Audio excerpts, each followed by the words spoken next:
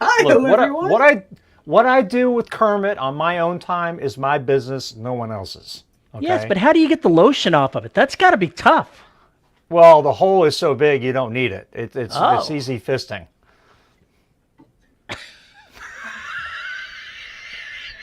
So where does the banjo come in? You Or is know, that just soundtrack for you?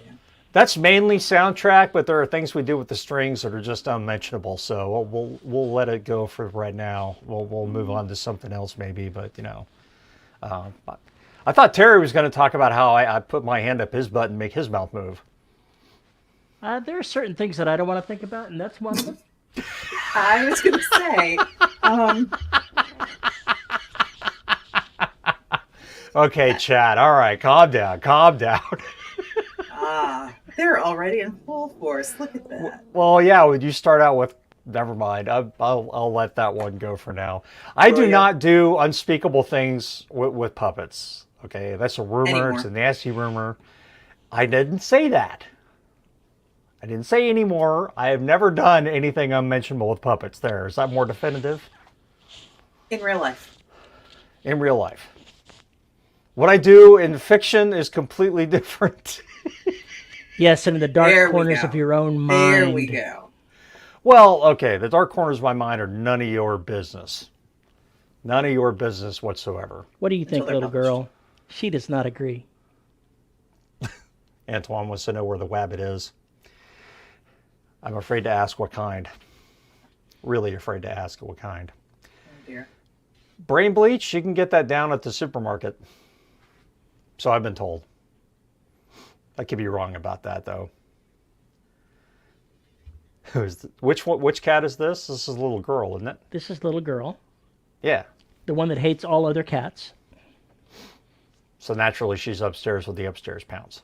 Well, there's fewer cats upstairs than downstairs. Gotcha. I figure it's less stress on her that way. And Other rest than of the fact pounds. Leo chases her down because he has no fear but with his one brain cell and big old body. I mean, maybe he should have been named Lenny because, damn, just Yeah, I got nothing. I don't know. I do not know. What I do know is it's time to say howdy, folks, and welcome to another episode of the Dead Robot Society. I am Paul E. Cooley. Joining me today, Terry Mixon and Veronica Jaguar. And I cut Terry off on I didn't mean to, but I cut him off. That's okay. I was going to say that before we really get rolling, I should step out here real quick and grab the newest member of our pounce and bring him in, so I'll be right back. Yeah, bring that thing in here. not I've a seen the thing. pictures. It's a cute baby. It's a thing. Ah, It's a full house suddenly. I know. That's kind of how that works. As we all sit here and wait for another cat to show up. While we're waiting. Mine will show up at some point if they're not. There are so many harassing each boys other. references I want to make, and I can't because I can't guarantee anybody's seen it. So I just can't make the boys references. It's horrible. Yes, V is in a new location. V, where the hell are you? I am. So we finally got my office moved, and we cleaned out my eldest former bedroom since he's now moved out and he has his own place. So I have a new office, which is towards the back of the house, and that's great because it means, among other things, I can run the air conditioning while I work. Yay! The room's actually smaller than where I was before, but as long as I can have my desk, and my studio is right on the other side. So, I still have my same setup. My noise floor is fantastic. And yeah, it'll be great. I'm going to start recording a new book next week. I think next week is when I start the new one. I'm It will jealous. be awesome. I'm very jealous. I wish I had a sound booth. It was literally. So, do you have anything you're recording? No books. I have some ongoing short stories, but that's less of an issue with moving the booth. Why? Okay, can you empty your office? We're going to move your booth this weekend. You're going to do what? So. Uh-oh, he is You're catless. He and his brother are asleep somewhere under the bed. So the wife will call up when she gets her hands on him. You don't no want putties. to disrupt the slumber party. Disrupted this show to show up with no putties. I got nothing. All right.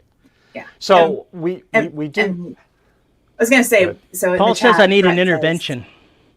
We'll get to that. What were you saying, V? Probably. Well, in chat, Brett said, I didn't expect to hear my noise floor is fantastic. My noise floor is, even without running any filters, if there's nothing going on in the house, it is at what you would expect like a whisper room or studio bricks to be, so that it's at least negative 60 decibels. Nice. Which is wonderful, because then that means that when I record, you don't have to take out a bunch of nonsense and noise. You can just deal with voice. So, yay. Because I believe in making life easy for anyone who has to do post-production. Sounds like a good idea. Yes, treat your techs and engineers well. That's good advice going forward, regardless. Mm-hmm. Terry, we've hinted at this, but you might as well just go ahead and tell us what the hell's going on with you and cats. Well, we had the little kitten that was rescued behind our house, and now we've got another kitten that was found by the same guy that rescued Dorian and Sassy. It's a little bit younger. He's 2 weeks, maybe closer to 3 weeks younger than Munchkin. So he's half the size, and he gets rolled pretty regular. But he's got some spirit to him. And what we're talking about the cat intervention is that he has some brothers and sisters, maybe, that are in the same guy's backyard on occasion, and he's working on capturing them. Oh my. So we may have a whole pile of kittens. Not good. It's a calling. Wouldn't do it. It's not recommended for everybody, but it's a calling. Okay. I can't save them all, but I can save the ones that come into my path. No, this is true. So what's been going on the creative front with you? Writing, doing well, role-playing, enjoying the heck out of it. I'm feeling better. I'm not sick now. So I guess that's something. Yay! Yay. Or something. I'm in a good spot. I just doing things. Doing. Okay. Well, V, apart from moving office, anything interesting, and starting a new book next week, anything interesting going on? Let's see. I signed a contract on a book, as in a writing book. So I am on contract for a sequel with Misty, Mercedes Lackey, on a sequel to one of the Brain Ship books that were put out in the 90s. So that's in process.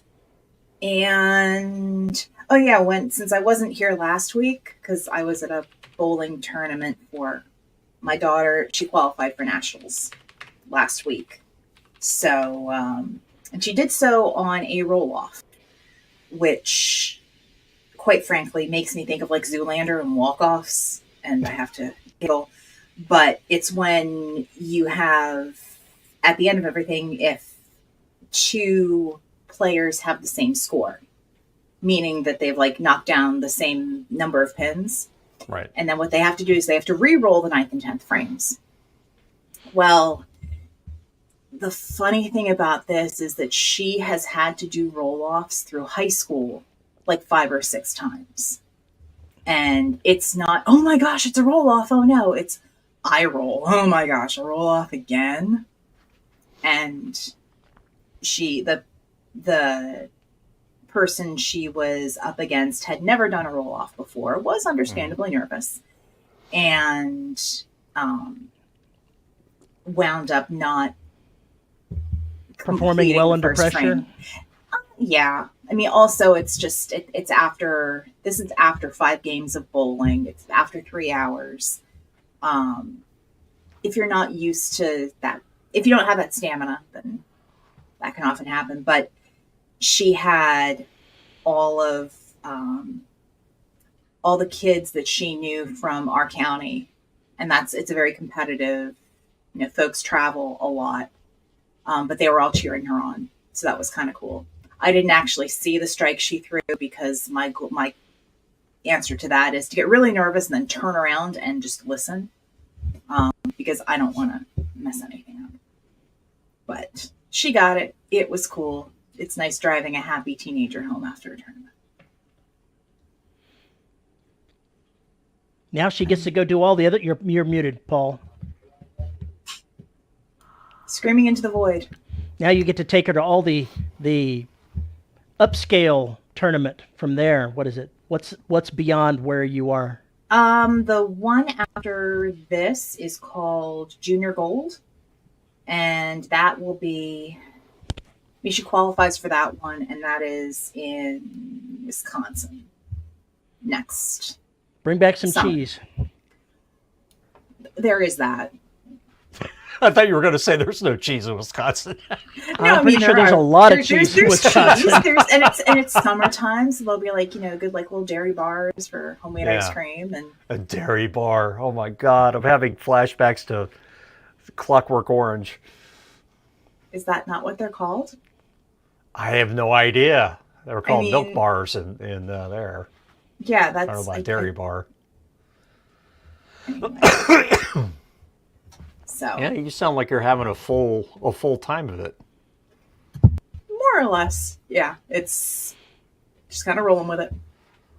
Well, that's cool. Yeah, so there are things beyond just the main story, little things that just keep popping up. I finally managed to get through Extinction. You killed them all. You didn't kill them all. I haven't written that part. How can you get through an Extinction and not have anybody die? I haven't written that part. Okay. I got to the end and I knew it was kind of messy at the end. I've got 2 scenes I really need to work out and kind of rewrite a little bit. And then there's another one that I haven't written at all. So I have to write that one. Then you're not actually through it. You're almost I'm through the read-through. Oh, see? Okay. That important note.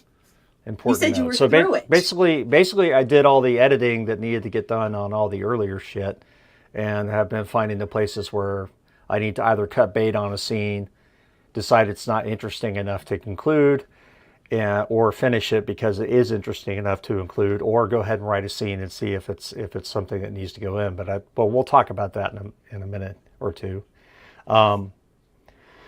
So I feel like that's a big weight off my shoulders because it does hold together and it's not nearly as bad a shape as I thought it was or feared it was. So I'm pleased and a little afraid. Actually, a lot afraid. Why afraid? But because I think the denouement is going to be the hardest fucking thing to write in this whole goddamn book. And the quote unquote epilogue, if you can call it that. I still have to write that. Is it going to be an epilogue or an epitaph? I mean, I refuse to answer that question on the grounds that will give too much away. But fair enough. I understand the implication, and I approve of this implication. But still have to figure out when we're going to have the next cover done for Oceania. So I'm coordinating and starting to get that process done. And of course, as soon as that's done, I want to turn around and start on the cover of Extinction before I get the book anywhere near ready for betas, just because I want to have it done. So that's more or less what's been going on in my world, besides doing some more coding on a little vanity project. We were talking about plain text files last week. And so I made an organization tool so I don't have to worry about moving files around in different places. So it basically gives me the same kind of functionality I have with Scrivener, only it does it with Markdown. So that would be kind of cool. We'll see if this works. It's probably not going to. Brett, come on. So I'm working on that as well and polishing up some skills just because I needed something else to do other than just staring at the words. So my brain's happy. I guess my coding is now my hobby, which is okay with it, I guess. Now, we have to address some things here. Brett says, spoiler alert, in the last Black book, the Black discovers the error of its ways and just becomes a cleaning product. It's a lie. Now, it starts working with humans. It's a charming cottage romance. At some point, I would love it if y'all would go ahead and write this fan fiction you seem to want me to write about my own shit. That would be awesome if you wrote that book. The Black as Pine Sol or whatever the hell it is, Clorox bleach. Yeah, that'll work. The Milk Bar and Clockwork Orange serve milk spiked with barbiturates to get around their lack of a liquor license and that they serve to minors. Oh, I haven't read the book. I know I'm a bad person. I haven't read the book. Oh, it's the power of the Black baby. Oh my God. So. Wait a minute. If they are working him as a cleaning product, is that blaxploitation? Terry! So I have a big book. My book is so big. How big? That's what they all say. It is so big. It has quite a few little subplots going on. Why do you need subplots? Oh boy, are we really going to get into that? We got about 45 minutes to. I mean, why the hell not? I meant to do this before the show started. The famous last words I always say. All right, so first of all, let's talk about what a subplot is. In fiction, a subplot or side story is a secondary strand of the plot that is a supporting side story for any story or for the main plot. Subplots may connect to main plots in either time and place or thematic significance. Subplots often involve supporting characters, those beside the protagonist or antagonist. Do we agree with that definition? Sure, but subplots don't necessarily have to be somebody else. The main character can have little subplots going on distracting him from the main plot as well. Yeah, I think that's why it said typically. Anyway, regardless. In a suspense thriller, sometimes you have to switch to the secondary or tertiary characters to get something said or set up or seen or whatever else to give the reader hints the characters can't have. Those I don't consider subplots. Those are just little scene breaks because usually they don't have a whole lot going on with them. I do have like one subplot in Extinction that goes on for 4 scenes with one character because I need that character to see some things and do some things. So that is a little subplot, so to speak, because it goes on for more than one scene and actually does tell the story. As Terry disciplines his cats. Leo and his brain cell causing trouble. But then there's another subplot that I got to worry about, which is somebody who's not involved in the main action at all.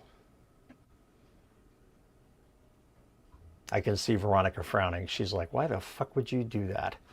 No. Because you're Paul, and you have these weird literary moments where you just do shit that nobody understands. No, I've read plenty of books like that, and it doesn't make sense until it suddenly does. I mean, we've read books like that, or watched TV series or movies.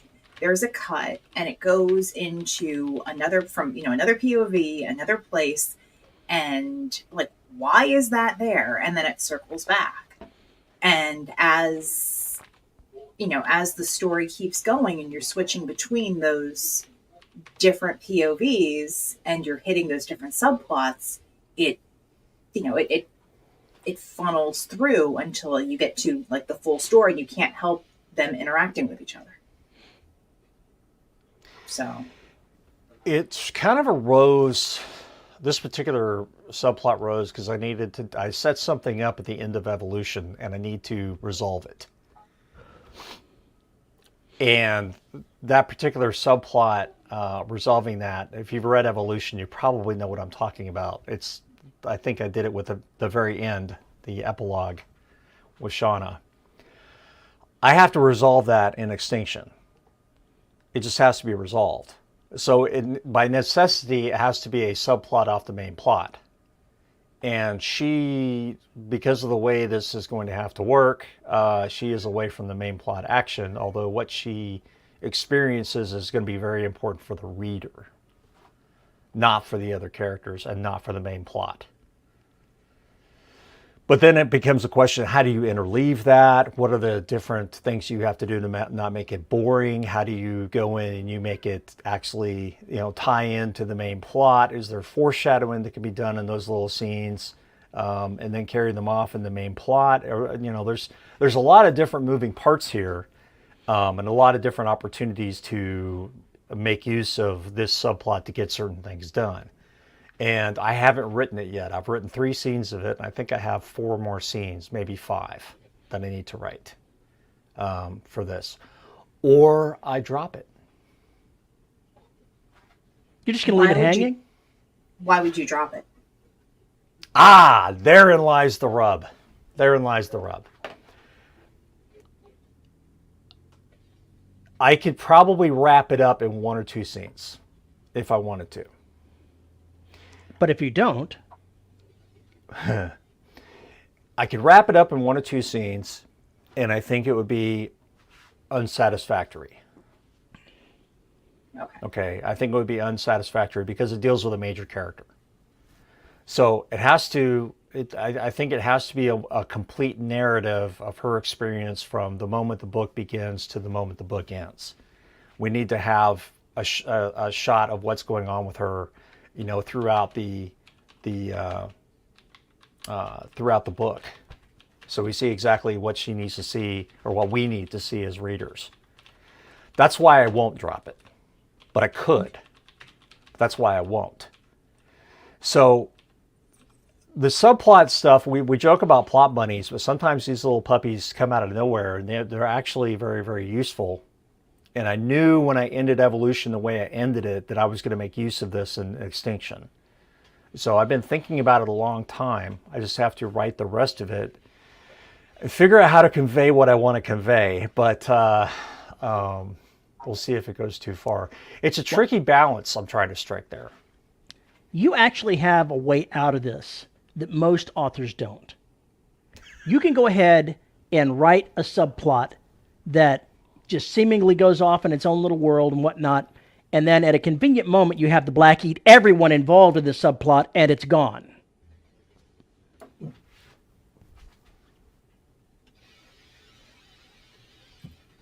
So I have this idea for sewer workers. That's a hell of a segue. That's another subplot that I can add.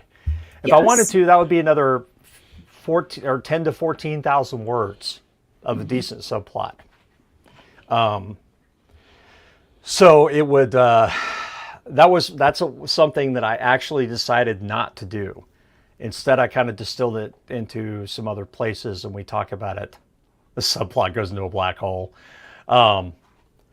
So I can basically resurrect that if I want to add another 15 to 20,000 words to the book.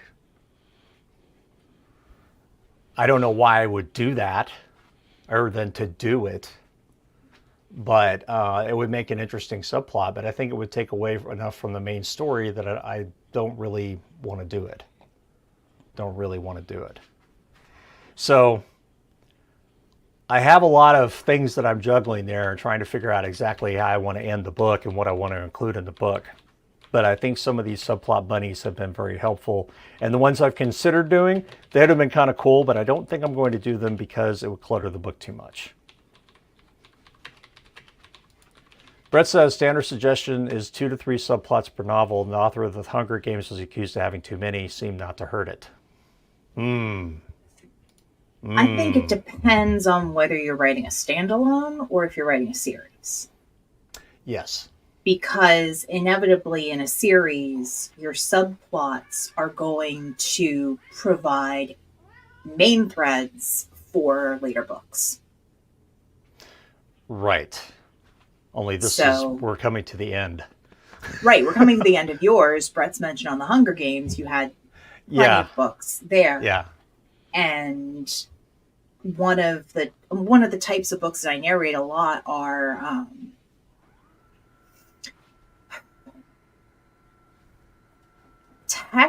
technically it's a series, but the main characters always change. So you're not as lost. It's really, really common in romance. And so when you have that first, or like in the first book, you introduce, at least, I do a lot of sports romance. So if you're talking about a team, so say hockey team, when they introduce the hockey team, you're going to get introduced to usually 3 or 4 key players who are either they're all roommates or they all came up at the same time, or there is a subplot that involves them together. And then as you go through the books, you move through the characters that get kind of highlighted. And some characters need a little, like some characters just need a little more introduction before they can become main characters. Does that make sense?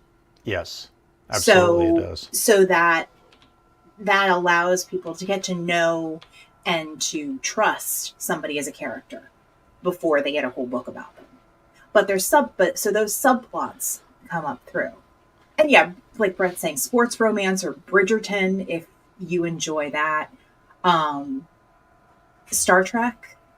So your various iterations of Star Trek, especially the later ones, have been really good at this, because you'll have certain subplots that show up in later seasons after, after your audience, your readers, your listeners, your viewers have a chance to get to know them. And the subplot allows you to kind of introduce that character and get the footing behind them so that they can then take something over later on.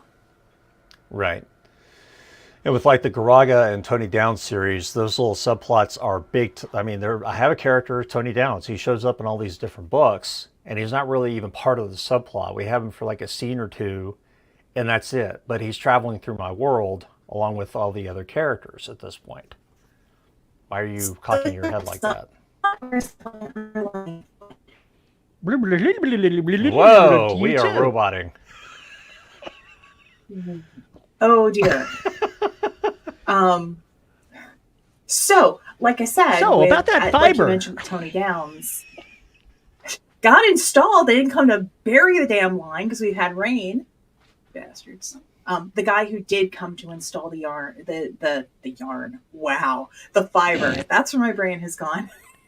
It's technically the same thing. One's just more high tech than the other. So the guy who came to install the fiber had a textbook, like in New Orleans accent. It was phenomenal. And it wasn't like, it was that Yap accent. So not like the Cajun or Creole, but the honest. I was like going, oh, fantastic. Anyway. Did you tell him that? I did not, because I try not to be super weird to strangers. I'm getting to strangers, to other people. Around here, y'all know I'm messed up.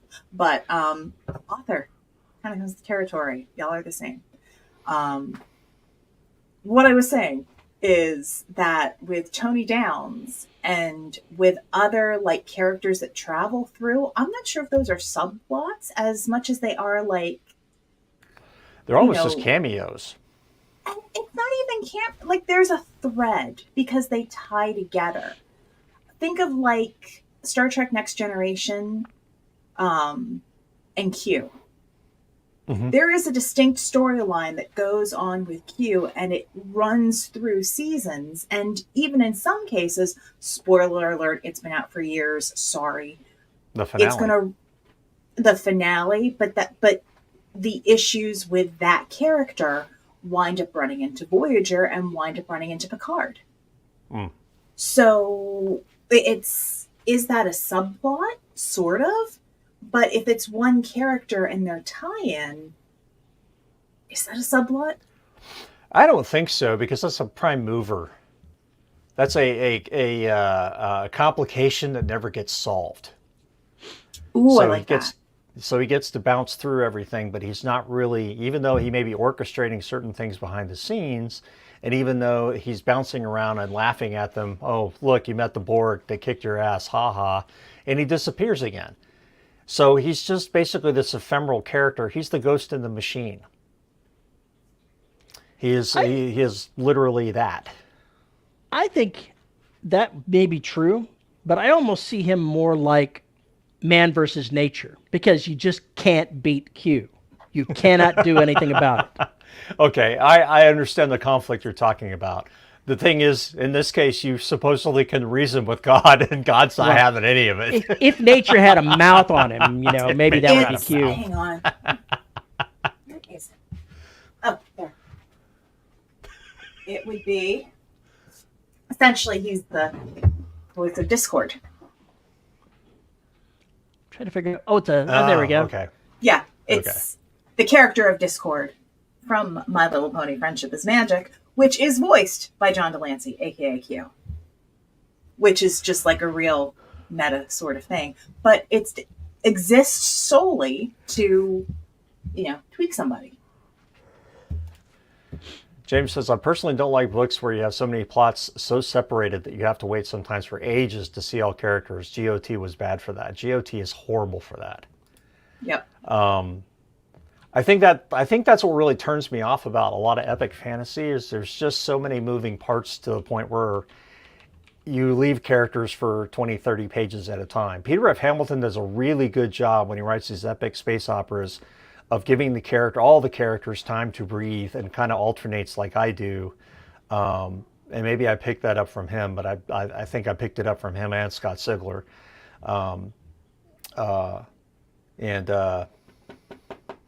Guys who wrote Relic, names I can't remember. That's how they do that. If they've got, I usually have 10 or 12 main characters, or not main characters, but 10 or 12 characters, and I need to alternate when they get on screen so you don't forget about them. I need to basically bring that back so we bounce back to whatever that other plot was that was going on with those people, or them viewing the plot from their vantage point and how that differs from somebody else. And so I constantly try and alternate it to where we don't get stuck with 4 chapters with just one character. We're going to bounce because there's other stuff going on, and I want to entertain you with this other thing that's going on, because we're going to come back to this other stuff because I need time to pass. Therefore, I make sure something happens in that space, and that's usually with another character. So that's one way to try and do it, so you don't end up stranding characters for long periods of time, having readers come back and go, who the hell are these people again? And I think it's kind of important, especially in larger books, to look at that, because that is part of the pacing. I consider it part of the mental pacing or the character pacing of the book. It's not pacing the plot so much as it's pacing when the characters are coming in, what they're doing, when they're coming out. And the more critical the characters are, obviously you want them to show up more, but they don't have to show up as the main character in the scene. The scene can be told from a secondary character to kind of move the plot along in a different direction, or to deal with something else that's part of it, but something our main character is too busy to deal with. So there's a lot of different ins and outs in trying to figure out how to, basically build up those groups of actions or complications or whatever else that can actually drive the main plot, even though they look like subplots, because some of the information derived in those secondary plots can apply to the main plot, which is another trick that thriller suspense uses, and probably space opera too. So these things are kind of important from a mechanics point of view, I think, in writing longer work. It just is. If you're going to write a long fiction book, and you're going to have a lot of different characters, subplots are something you need to make friends with. My humble opinion. Let's see, what was here? James says GOT once had a whole book without one of the major character groups showing up at all, but I forgot the book and exact details. Because the book was written 25 years ago. I mean, I will say, and this is because I narrated it, Terry does a really good job with Empire of Bones with setting up subplots and using them to bring in characters when they're needed, and then very gently explain why a certain character or set of characters is not in the action in a certain book. And then in the next book, it's not even a recap. It's just oh, you were doing this. Yep. Okay, what's next? It's not death by meeting. You make me sound so organized. I assure you, I am not nearly that organized. What happens is I go ahead and find myself in a position where I've written this one character who is now off to the side and I can't use them, so I have to go back in the editing process and make it look like I planned that all along. Just nod and smile and say, yeah, I meant to do that. I mean, you don't have to do the great and powerful Oz and just go, nope, it's just me. I just killed them. Yeah. James says, question, do you feel it's necessary in a series to reintroduce or redescribe previous books in a series? A lot of series do this for readers who don't start at the beginning, and it drives me nuts.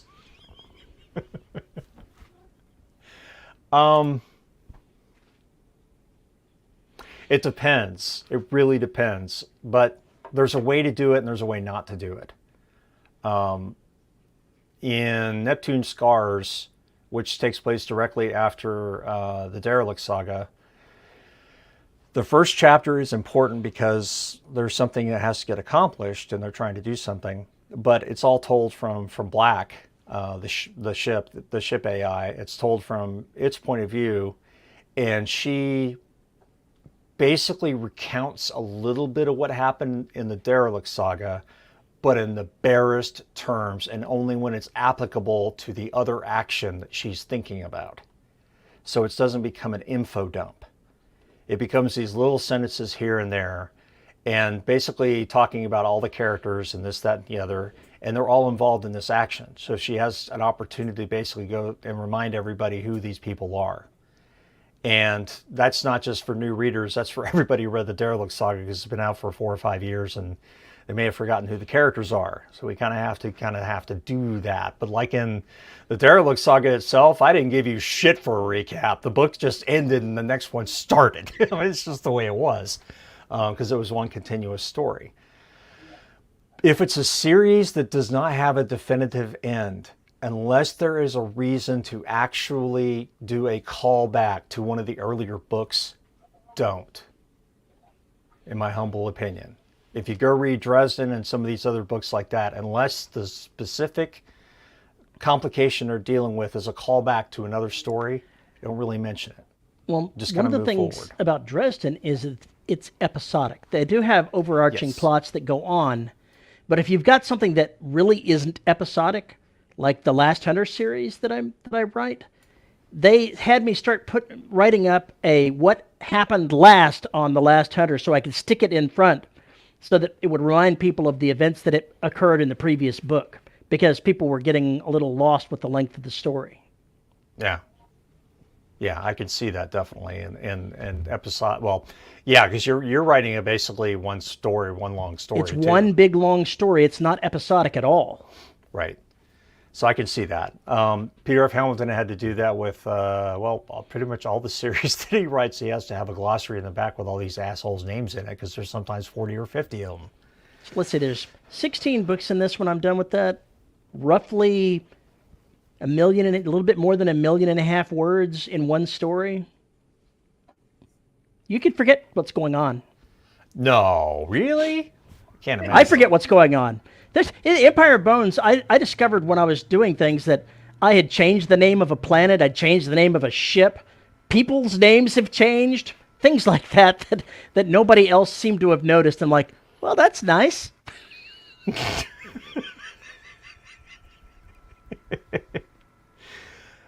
James, you're right, though. If it's done wrong, it is annoying as shit. It's extremely annoying if you have to go through that. Yeah, Infodome is the perfect description for the issue. I like Terry's idea of writing an optional preface catch-up at the beginning. Yeah. Some series, though, each book stands alone, like James Kind Bond. of like if when you you read them start in a new order. Amazon series. Yeah, Really? but James Bond is episodic as well. Yeah, it's his that's mission of the Yeah. book. It's not like he's got a mission that spans 3 books. So it's definitely episodic. Yeah, I think it just depends on what the series is. Well, I was about to say with James Bond, I think not the books per se, but the last 3 movies. Yeah, that the were movies done with the movies Daniel are different, Craig. but the Yeah. books are episodic. Yes. You've done much better in the last Hunter series. I am both pleased to hear this and, sad that I was less better than I am now. Suddenly, I'm wondering about the context here. That's an epic statement there. It's ominous. If I'm not better by the time I've written 40 some odd novels, there's something wrong with me. So I hope that I continue to improve.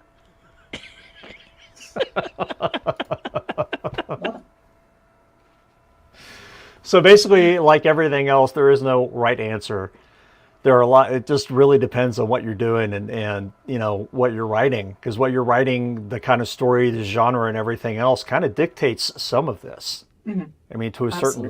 degree, there are things suspense or readers expect, thriller writers expect, or thriller readers. Good God, romance readers, space opera readers, epic fantasy readers. God help us all. There are certain tropes and certain ways of telling the story that they've come very accustomed to. And so I think if you read enough of the genre, you pick up on that, and you don't even have to think about it, really. It just happens. I know why I do what I do, but I don't always know why I'm doing it while I'm doing it, if that makes any sense. But when I go back and look at it, I know. Like you said, you know the conventions for your genre. Mm-hmm. And as, extending that out, people who read in that genre know what they expect. So they're going to expect multiple subplots. Same thing with space opera. They're going to expect multiple subplots. Contemporary romance, 2. You get subplots. 2 subplots. Maybe 3 if you're writing a series, because you have your main love story, and then generally each one of your main characters has a subplot. So something that they're dealing with that is usually impeding them or causing problems for them to get to achieve that happily ever after ending. If there's a series going on, there may be a tertiary plot that just kind of gets, pulled through so that there's something that a character in, 2 or 3 books can deal with. But it just, the breadcrumbs need to be laid out. It requires a longer path. Mm-hmm. I know when we wrote The Secret World Chronicle, there were so many subplots. There were so many characters. Like, it was, and again, you had 4 people writing it.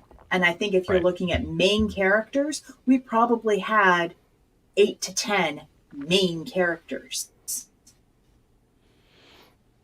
Without one, She's gone again. the story would not have succeeded. Damn it!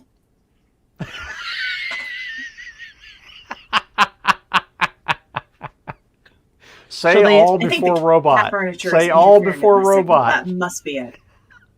So, did they actually turn the fiber on, I guess, is what I really should have asked. Supposedly, maybe I have to see who else is on the connection and why. Oh, that explains it. That explains it. The hubby is sucking down all the bandwidth while doing logistics on a grand scale. Antoine says, I remember reading a sci-fi book in Supposedly. high school. The description on the back had one name for the character, but in the book on page 1, they called him something else and kept going the whole book. Oops. Sounds like the blurb was written sounds before like a the book, publisher error. and somebody didn't change it. Or, yeah, it's a publisher error. James says it's nice to upend conventions on occasion, though. Sure, absolutely. Absolutely it is. I was thinking about that while I was discussing the rules. I think, again, if you know the rules, you can break them. If you don't know the rules, then you're going to not be, people aren't going to forgive you as much because you're going to do it differently. But you can break the rules. You can't have suspense that is just one character point of view. You can't have a romance that is just one character point of view. You can have these things. You're allowed to. You're allowed to do and write, however you want to do. It's just a matter of know that there's conventions for this. And if you break all of them, then you're not writing in the genre. You're writing something else. But you can still write something that is something else and be really entertaining because story matters. So Yes. there is that. It does. It absolutely does. No hard and fast rule. James says, we've all forgotten the Expanse where plots are like the tangled wires that live behind your TV. No, but you just reminded me of it. Yeah, but, I mean, think about that, though. There's really 4 stories going on there. There's the Earthers, the Earth politics and everything else, the Mars politics and everything else, the Belters and everything else, and then the crew of the ship that we actually care about. The Rocinante, yeah. Yeah, so there's 4 different major things going on there, and at least 5 to 10 characters in each one of them. So there's going to be a lot of plots and subplots. But you're right, it gets. I only read the first 3 books, but there were spaghetti in places where you're just kind of like, whoa, whoa, whoa, whoa. Yeah, and But they were good. They were great. They were. I mean, I think I'm on the 3rd one listening to it, but I haven't gone back to it because there was other stuff that I was more interested in listening to. But one of the things I think the television series did a better job of, and I think it's because it's a visual medium, is it wove the stories together. And you could switch between certain characters, and it sped up the plot line. And I don't think you necessarily missed anything. No, I think that the TV did it right in the sense they tried to be true to the book as much as they could with decency. But there are things that they cut, or there are things that they slid by quickly because they just weren't important. And I think that's what made that TV series so successful. I've only watched the first 4 seasons of it. I haven't watched the rest of it, so I have no idea how it ends. And I've only read the first 3 books and decided after the 3rd book I was done. So I'm not necessarily the best person, but I really enjoyed the shit out of the first 3 seasons, just like I did the first 3 books. Christian Aversala is far better in the book, but yes, the TV series pared down the plots. I think Aversala is great in both of them. She's just even more cutting in the book because we get into her head. We get to hear just how vile some of her thoughts are, not to mention her language. Well, I don't think they could have cast her any better. No, they couldn't have. Television show. That was perfect. She had that voice and the whole 9 yards, the patrician aspect. And if you listen to the audiobook, now I've got to look to see who narrates it. But the narrator for that series, he manages to really characterize a lot of characters, but in particular, Avsarala and Amos. He hits those just smack on the head and does it really, really, really well. So that, and to the point where when you are going back and forth between subplots and there are so many characters, hitting that characterization, it triggers something so that when you are listening to that, it's like, oh, I know what's going on. You know who's talking. Exactly. And yeah, I think for The Expanse, out of all of it, at least as much as I've listened to, Amos was like hands down one of my favorite characters because of the characterization. And that makes a big difference too when you get into the audiobooks and all this. So and there's just so much. There's so much to think about what you're including, what you're not including. But man, some of the characters that really live in my head are secondary characters that were just so good. You wanted them to have their own damn story, and they didn't get it. And so we only get them for so long and see so much, and then we're like, wait, but I want that person back. I like them. I think that's where a lot of fan fiction starts. People want more of those secondary characters, or they see little teasers of subplots, and they play what if, and then they start writing on their own. Yeah, it sounds like something Terry would do. James says someone made a bunch of motivational posters based on her sayings. If you Google best Abersaurala quotes any occasion, oh no! So it's like what are the demotivational posters? Beatings will continue until morale improves. None of us is as dumb as all of us. Failure when your best just isn't good enough. I hung those on my cube once and I got yelled at by management that it was destroying morale. I just cackled. I was just cackled. Anyway. That's a great saying, though. Failure when your best just isn't good enough. This isn't good enough.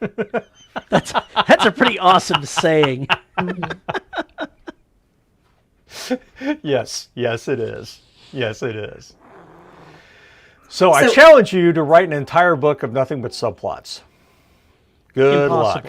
Impossible. Good luck. So here's, since subplots and secondary minor characters, who is your favorite secondary character that you've written? That I've written? Yeah.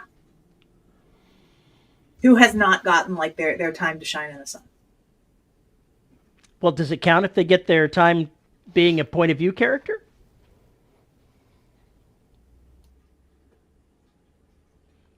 Because otherwise, I'd say Carl Allard. And that I don't know. I don't know if Carl counts as just a simple secondary character because he gets so much point of view time. He was only a primary point of view in a couple of books, I think. I know which one I would do. Dr. Moore from the Black. She and K&B need a few books written about them. I don't know that I'll ever get to it, but I really would like to write a couple of books or short stories with those clowns in it. We'll see how that goes. That would be a nice spin-off, so to speak. But that's a character I want to know more about, because I've hinted to a lot of things, but I'd love to know exactly what her story is. And I think there's a lot of people after Extinction are going to wonder, what the fuck is she anyway? So that's going to be fun to take a look at. I really am curious to see how the beta readers react to Extinction. I'm very, very, very interested to see what they're going to say. How many of them hate it versus how many of them liked it. Both the ending and what I did with the characters. Do you ever get beta readers that say, "Oh my gosh, this sucks. Why did you send it to me?" No. So what? Okay, hate's a strong word. Yes, it is. Those that are disappointed. How about that? Have you ever gotten who someone says, "I'm disappointed in this"? No. Sure we have. Everybody has. Maybe they haven't told us, but somebody's always going to be disappointed. I was told I was disappointed at the end of Destruction because the goddamn story hadn't ended. Some people were really pissed off about that. They thought the name Destruction meant it would be the end. I never said that. Lo and behold, It's not complete destruction. Oh, lo and behold, you are a prisoner of people's expectations. Very unfortunate. Very, very unfortunate. You're picking the wrong beta readers. Yeah, Brett, I know you'll tell me if it's trash.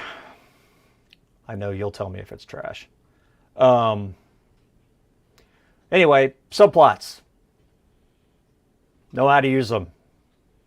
Pay attention to them next time you read, or go back and read a book that you really liked and take a look at the subplots and how they're put together. That's all, or your favorite TV show or whatever else. Take a look at how the subplots are categorized. If it's done well, it really gives you an idea of how to pace your books and when to work in those kind of details and those kinds of switches between main characters and everything else. I think it really helps. And if it's something you've read before, you don't have to worry about missing anything. You can go in and kind of take a look from the mechanics side. You already know the story. You're just basically reading it again because you enjoyed it. But pay a little bit more attention to how they do dialogue. Pay a little bit more attention to how the story is set up and constructed. You might actually learn something pretty important. Do we mention the Wheel of Time? No, because nobody's ever finished it.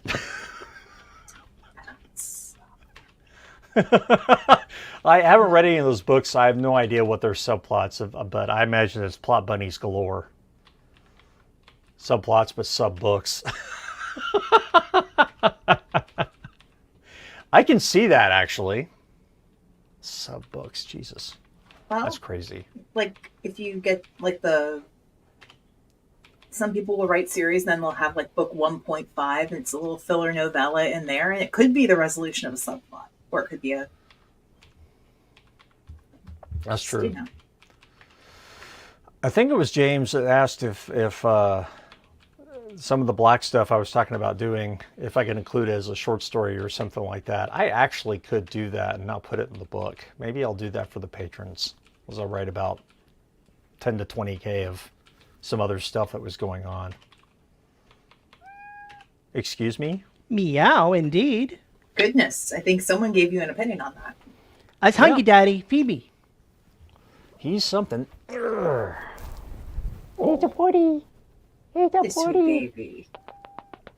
He's not happy. All right, I'll put you down. There we go. All right, now you've had a shadow sighting. Now he's running. He's running away. He's Oh pissed. my gosh, I've been on camera. No. He's pissed. Dad, pick me up. No, no. Whereas Terry's cats, basically want to try and drown him in fluff. Go figure. I would be curious to see the actual plot diagram for Wheel of Time from beginning to end. And the Expanse from beginning to end. I would love to see that. I bet it's insane.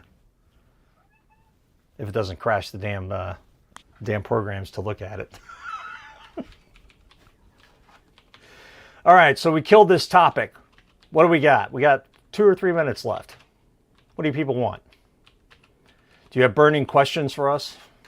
Not burning diseases, Imagine a I ball hope. of yarn. Here's your ball of yarn.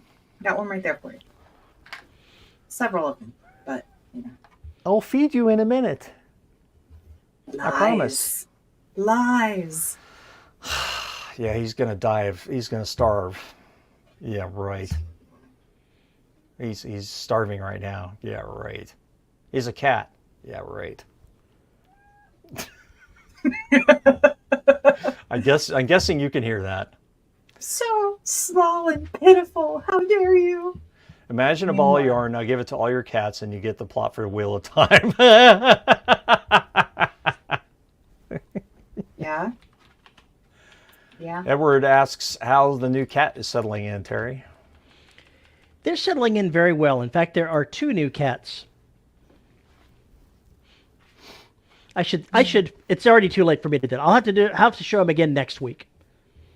But yeah, we have a even younger kitten that now we are merging the 2 kittens together, and we're going to see if other kittens end up coming along. That's how I read it. I heard that was like, you're going to do what with those 2 cats? You're going to merge them? Now it's Frankenkitten. The Frankenkitten. Munchkin is about twice the size of Domino, so while there is playing, it's definitely one-sided who gets romped on. That'll change. That'll change. The rough and tumble. Well, folks, if you've got a comment about this episode, you can send an email to show@devrobotssociety.com. You can find me on Mastodon at Paul_E_Cooley at VYRSE.social. Shut up, Veronica. You can find us on you can find us on Facebook at the Dev Robot Society writing community. And now she has completely derailed me, where we mangle all the madness. You can find us on YouTube at youtube.com/DRS podcast, where we are live just about every Saturday at 3 p.m. CST. Like and subscribe so you know when we're live. And if you want to support the show, you can find us at patreon.com/DRS podcast and buymeacoffee.com/DRS podcast, where for as little as $1 a month, you get access to exclusive live shows like the one we got coming up in just 10 minutes or so. And at the $10 level, you get your name read. And our $10 patrons are Nate Cosby, Antoine Batts, Tony L. Joy, Rick Shaw, Lisa Slack, Isabel Cushy, and Tim Niederreiter. Thank you to all of our patrons for making this show possible. Oh no, there's another one. God. Terry's cat house. Wait, that means something else. Well, on that note, On that note. on that note, folks, thanks for spending time with us on this Saturday. I hope you enjoyed, and have a great rest of your weekend. We will see you next week. Assuming I Bye. can find the button to end the transmission here. Nope, it'll just robot out. It will robot out. There we go. Bye.